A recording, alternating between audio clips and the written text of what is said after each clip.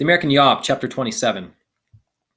Perhaps no decade is so immortalized in American memory as the 1960s.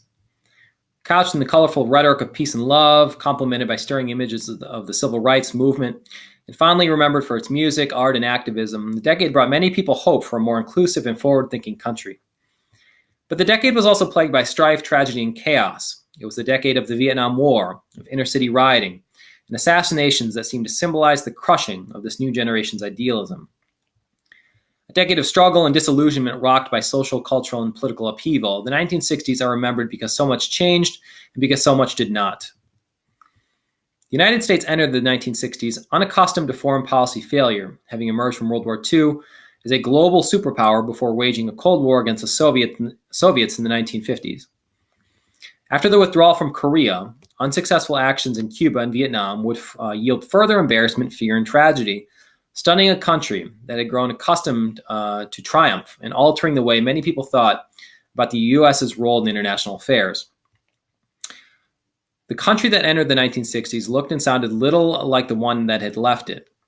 Rebellion rocked the supposedly hidebound conservatism of the 1950s as the youth counterculture became mainstream. Powered by the Brown versus Board of Education decision and the Freedom Summer of civil rights protests in 1964, the Civil Rights Act of 1964, and the Voting Rights Act of 1965 became law under President Johnson, signaling the end of separate but equal that had plagued the nation since Reconstruction. Beyond the massive progress made by African Americans in this era, Native Americans, Chicanos, women's rights activists, and environmentalists demonstrated that rights activism could be applied to ethnicity, gender, and even issues of air and water cleanliness.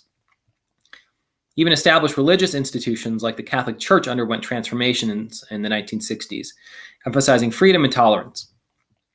In each instance, the decade brought substantial progress and evidence that activism remained fluid and unfinished. In 1969, Americans hailed the moon landing as a profound victory in the space race against the Soviet Union. But while Neil Armstrong said that his steps marked one giant leap for mankind, and Americans marveled at the achievement, the brief moment of wonder only punctuated years of turmoil. The Vietnam War would now disillusion a generation. Riots would continue to rock American cities. Protests would divide college campuses, and assassinations would rob the nation of many of its future leaders. The forward-thinking spirit of a complex decade had waned. Uncertainty now loomed, and a social unraveling had begun.